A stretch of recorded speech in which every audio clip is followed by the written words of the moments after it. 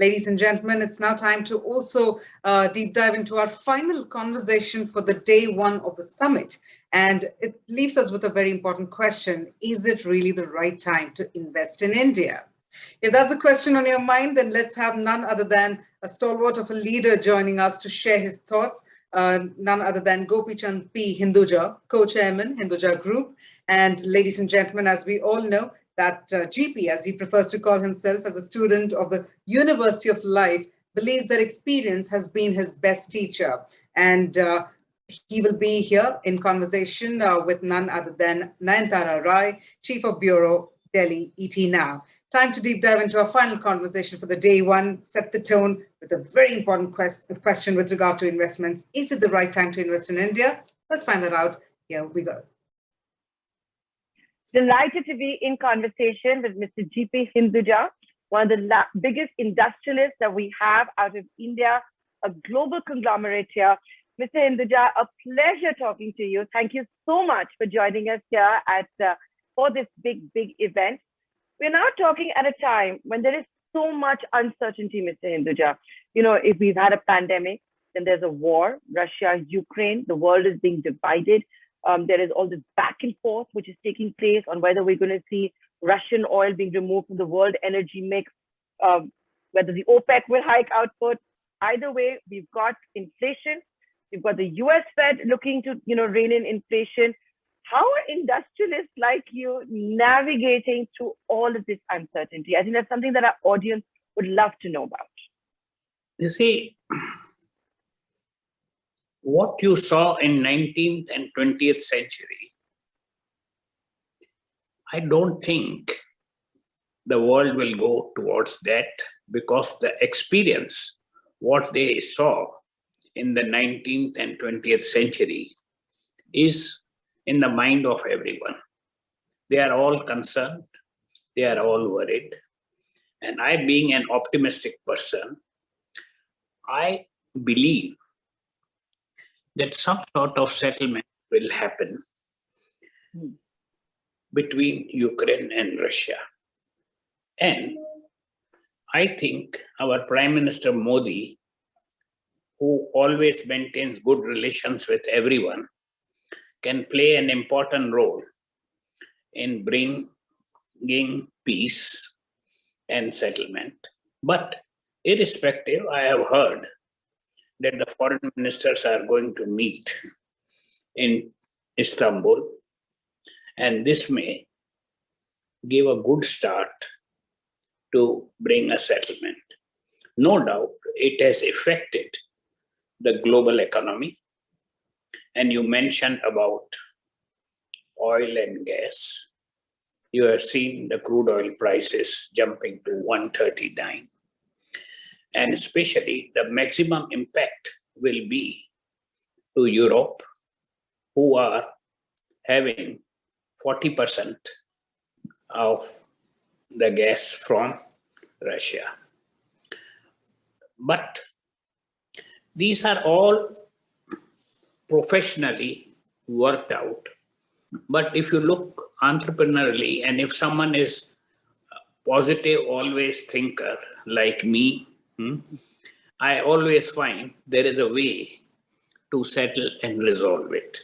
And I am optimistic that it will get resolved, and it's not going to have a World War III. But the steps which are being taken, these are impacting the global market, and people are just looking at the stock prices, what is going up and down. They didn't realize that in the time of pandemic of Corona Devi, what happened? Many people, billionaires, made lot of billions, and many one lost. Now, if you look at these things, it also gives us to understand that there is something impacting on the karma of people. People who have good karmas, Almighty helps them. And in the sector where they are, it gives a good result. So to answer your question, the matter will get resolved. Let's think positively and good for Right. people. Don't like to see people suffer the way we watch in the TV, the children, the wives, the old people, how they are suffering. It's really something the political leaders should take a lead and get this sorted out. Mr. Hinduja, while we wait for the Russian and the Ukrainian crisis to be sorted out, and there are sanctions which are taking place, there will be conversation between the world leaders as well. In the interim, what we are seeing is an oil shock, an energy shock. It is also being accompanied by a huge shock in the commodity prices as well, from a nickel to a copper to everything, agri-commodities, wheat at all-time high. What is this going to mean for the world economy? This kind of inflation, the US hasn't seen this kind of inflation since 40 years. We are back home in India grappling with it too. It's a very good question, which many have asked me, and some alternatives have come out. For example, if this happens, what you are saying, and there are good possibilities of that, Iran, the sanctions which are there, you never know. Before Nowruz, 21st March, those may get lifted. And the crude oil prices may get balanced with the supply. But these things, no economist can tell you anything. In my case, I am not an educated person, but I got a PhD from the University of UOL. You saw me laughing at that. You saw me laughing. I can tell you from my experiences, I get instincts. Even in the morning when I get up, immediately my mind goes that today, what would have happened in India? Or what would happen last night after I slept in US market or Asian market? And somehow it turns out correct. Now, what is this? I don't know. It's God's blessings that I have instincts which work out well. So your intuition, your gut, your first instinct, what does it mean for India when, high energy prices is always bad news for India. Inflation is bad for India. What is your instinct and your first gut saying then? My instincts are that this is temporary and this will get sorted out. And no doubt, India has to be prepared that if things become worse, what are their alternatives? Yeah. I gave you an example of Iran. But somehow our Prime Minister has maintained good relations with all the countries. So I think there will be a least effect on India. Oh, absolutely. Because India's relations with the United States, for example, India's relations with Russia, we've not jumped the gun. We've not made any statements. It's going to be interesting to see how we maintain the close ties with both of those countries. But Mr. Hinduja, coming back to the moot point, and what our audience will want to know, there is fear right now, right? When you look at the stock market, if you look at Mengai, if you look at the news that's coming around us, and we're just exiting a pandemic, what they'll want to know is, are their jobs safe? Will there be jobs for their children? The question I'm trying to get at is, will businesses worldwide continue to expand, stick to their expansion plans? You are asking from a wrong person because I'm very positive and optimistic. You see, these things which are happening are temporary because what people saw in 19th and 20th century, they have good experiences of it. So we should not get concerned, and this all will be sorted out, and you will find the capital markets which have had a fall in last 1 week is going to rebound and it will go up.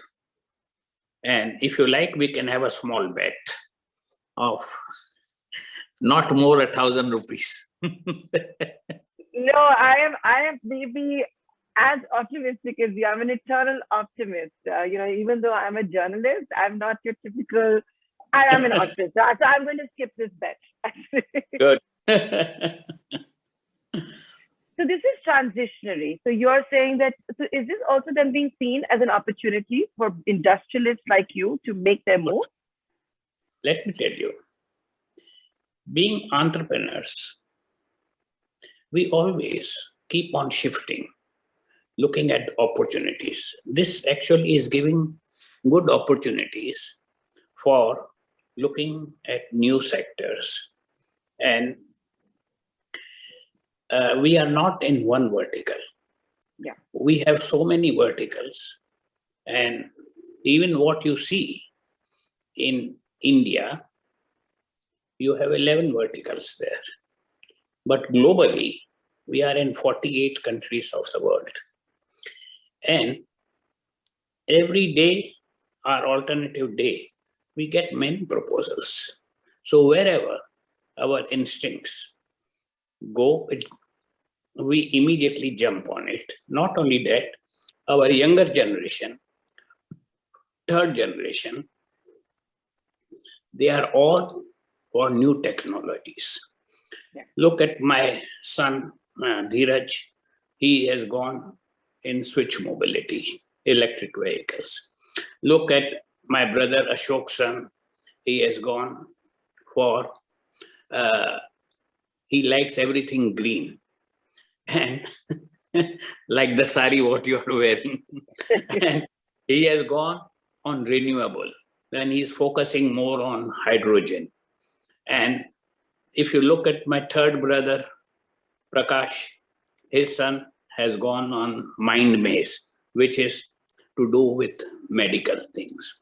So in this way, having a unity in the family helps quite a lot, because each and every individual has a special thoughts, special minds, and we give them freedom to what they like to do, so that they can be successful, they can be happy what they want to do. So Mr. Hinduja, I'll take a leaf from that and I'll ask you, and you did say we could ask you whatever we wanted to. Yeah, whatever you want, you are welcome. Yeah. So you said, and you have told us how your son, your brother's sons, the new businesses that they're doing. Now, we've all been, of course, reading about, are all the Hindujas getting along? Are there rifts? What kind of a split will there be? Where are things on that front? And then at succession planning? Let me tell you, with the blessings of our parents and God, we 4 brothers are 4 bodies but one soul. And there are no differences in that. But children, when they grow up, each one has its own mind.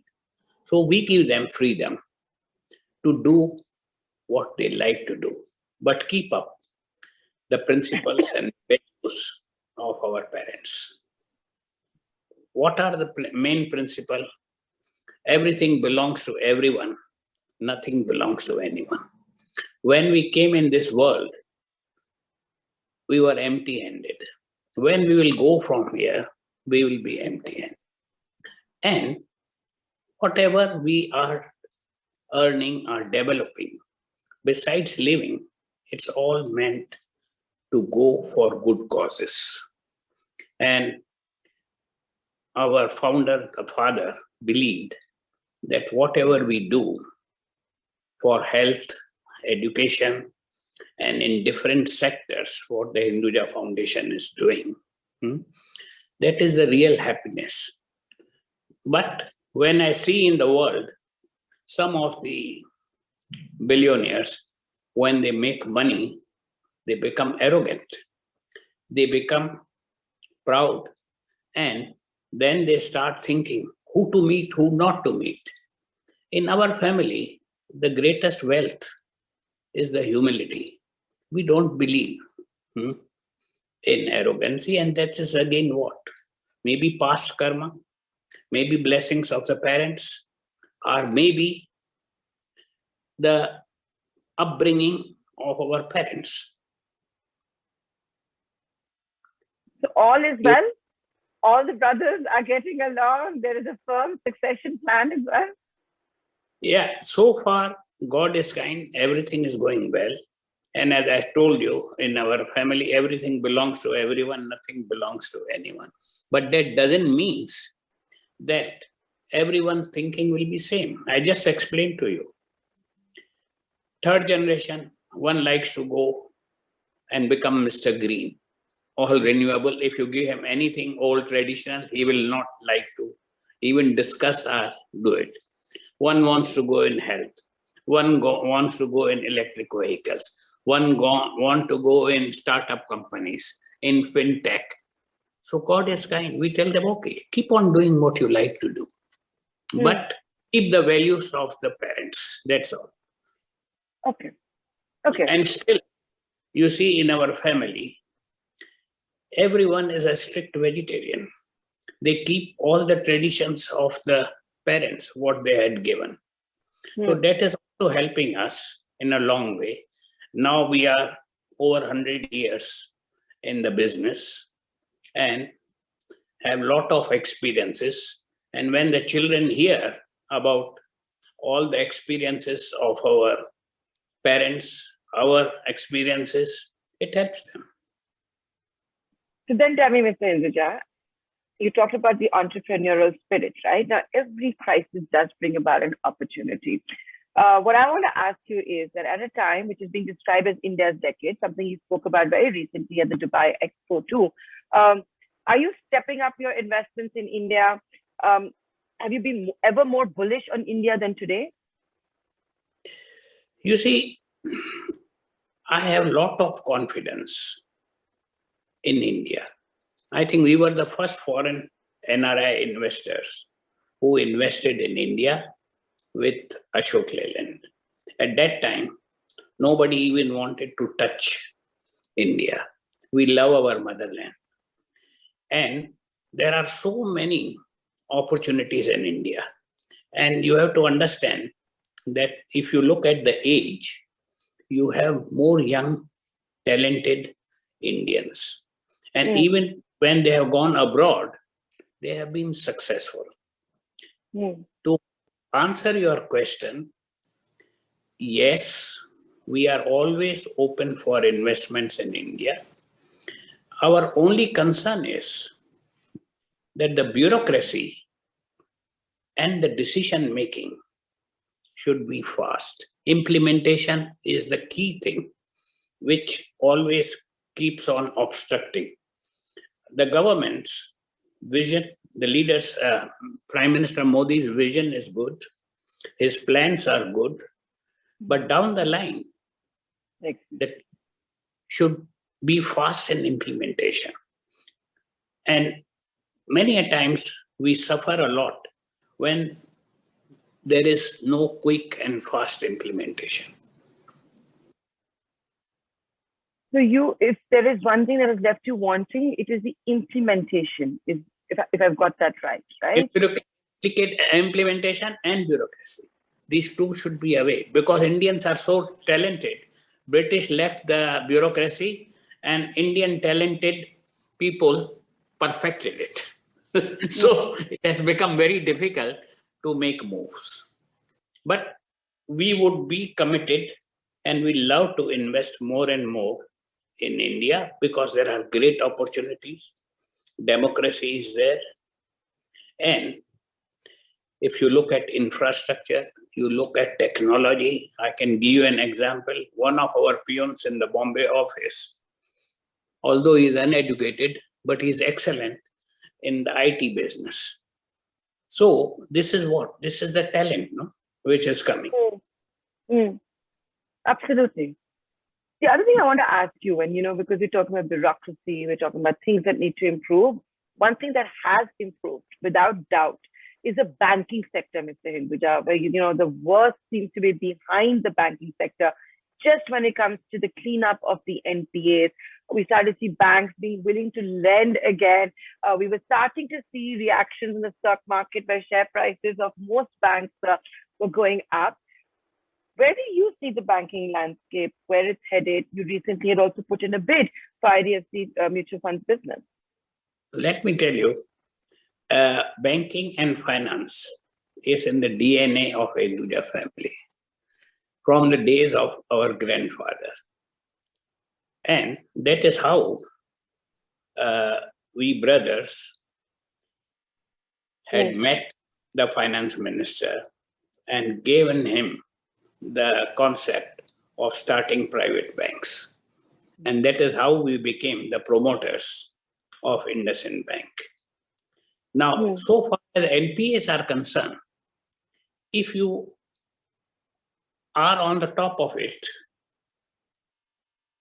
and you know how to be conservative, and if you think the shareholders which are there are to be treated more comfortably than our own money, you will always be successful. This is our belief.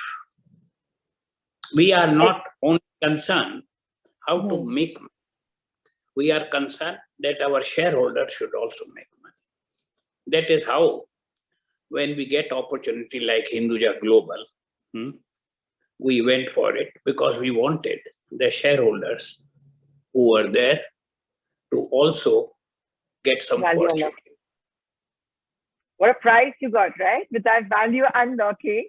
And just the way the stock market had been performing before, of course, the Russia-Ukrainian conflict, would you look at more value unlocking? What's a larger message to shareholders of holding stocks of the various group companies? Look, I'll tell you one thing. I can only assure the shareholders that we will first think of them rather than ourselves. Yeah. Because our parents taught us that growth can only be with partnership. And wherever we have gone in each and every country, we have tried to see how we maintain the good reputation, not only of our family, but also of India. And on that note, rather, it's an optimistic note where we have an industrialist talking about how whatever uncertainty we are seeing is only going to be short term. The good times are going to return. Looking to step up investments in India, looking at new opportunities, and holding the new generation as well. Mr. Hinduja, it's always a pleasure to have you at this event. Once again, you've been back. We really appreciate you taking the time out. Many thanks for joining us today. Thank you very much for inviting me. And I am always available. You see, many universities in UK, USA, they want to have our experiences. They invite me, although I'm short of time. But I welcome. Thanks so much. Thank God you bless. again, Mr. Thank you. Bye. Bye.